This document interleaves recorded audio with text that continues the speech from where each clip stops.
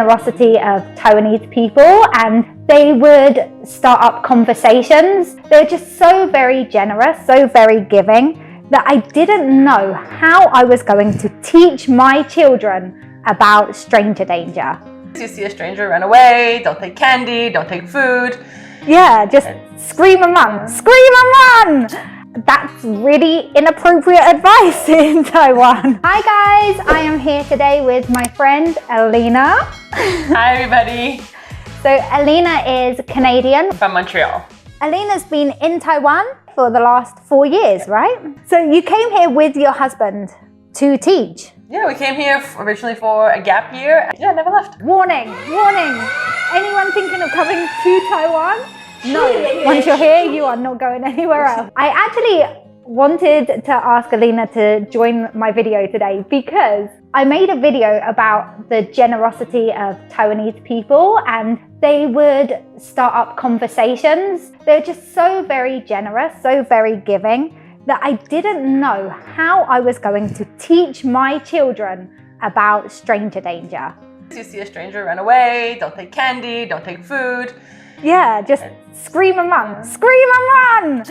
That's really inappropriate advice in Taiwan. I think it was last month, saw on your stories, that you had gone camping with your family. Yes. Alina has a very cute baby now. We were camping in Gukong County. I'm not sure how to say that. You can teach us.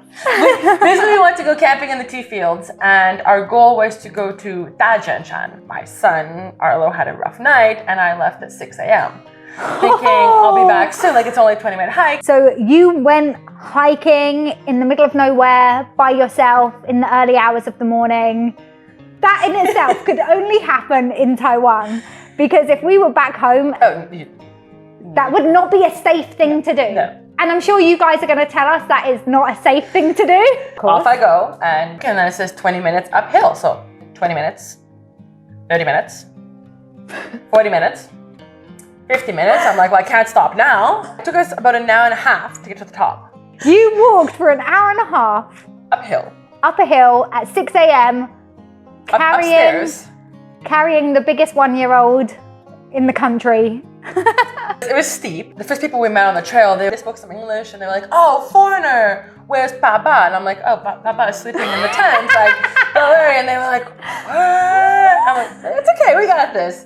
And then they were like, oh, here, have an apple. Oh, take a picture with our dog. And we were like, okay, cool, thanks. And off we went.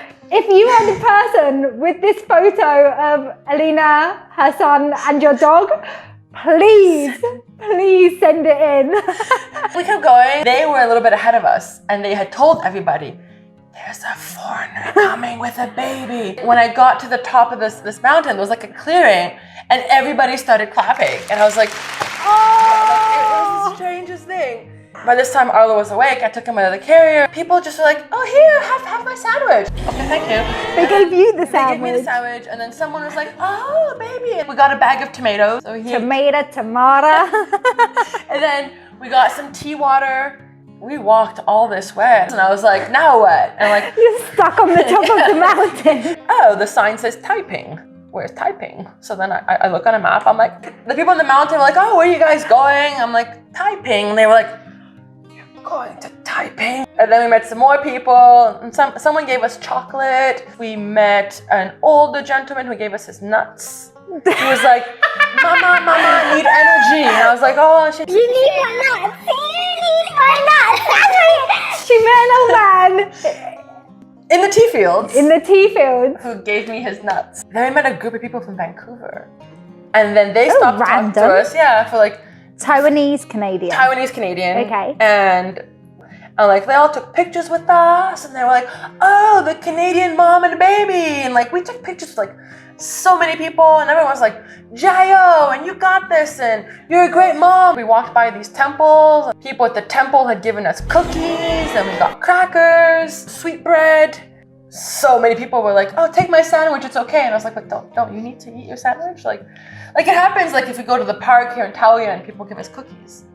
But like they're going home after. So it's not the same, but like we're all on this mountaintop.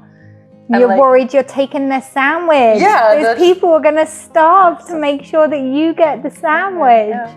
Stranger danger here is not a concept like we would have back home. Like back home, if I was hiking and someone gave me an apple, I'd be like, no, thank you. Like, I don't want your apple. People in the countryside anywhere tend to be quite friendly, right? But if I was going walking or hiking back home, I feel like I'd get a nod, a smile, a hello. Yes. When I saw your IG stories, I was smiling. I was waiting for the next update. I'm like, tap, tap, tap, tap, tap. Oh, she still hasn't reached the top yet. Come on. Yeah, because like every, what was it, like 45 minutes something, I was like posting a picture or something just to be like, I'm still alive, guys. Like, I got this now. But just posting like how kind the people were. Like every time I got like a piece of food, I'd post and be like, oh, got something else now. Like by the time I got like the 8th or 9th thing, I was like, well, can't stop now. So I just kept like. Next time I'm hungry, I'm hitting the mountain trails. The trail went like on the road to like join the rest of the trail to go down into Taiping. 3 cars stopped to offer us a lift, and I'm like, no, like. You are refusing to give up at this point. It was like something like almost 30,000 steps and like almost 20 kilometers. So now you have Arlo, and Arlo is 19 months exactly to the day. But if you go back to Canada, I think it's gonna be like a case per case just to teach that like we're not in Taiwan here, we can't do that. He's gonna go to the park and be like, Mum, I'm hungry. These old people don't have any snacks for me. It's like even like sometimes I tell my parents like that like people just keep giving us stuff and they're like, take it? And I'm like, well, yeah, you can't say no. Like it's rude to say no. It's kind of like when I was going to Mexico and like my host family keep giving us food, but like you can't say no. You're a guest in their home. So here it's almost like we're a guest in the country. So we just have to keep eating. I'm okay with that plan. I like eating personally. Anybody's offering me any snacks? If you have any similar experiences, let us know. It's always interesting to hear other people's experiences. Let us know also how to deal with stranger danger, how you deal with stranger danger, because we are all learning, even as parents, we are all learning, and it's very difficult to be culturally appropriate, be kind, be I don't want to put anybody off being nice. I don't want anyone to feel like being nice isn't a positive thing. So let us know how you also deal with that. If you like this video, please click the like button.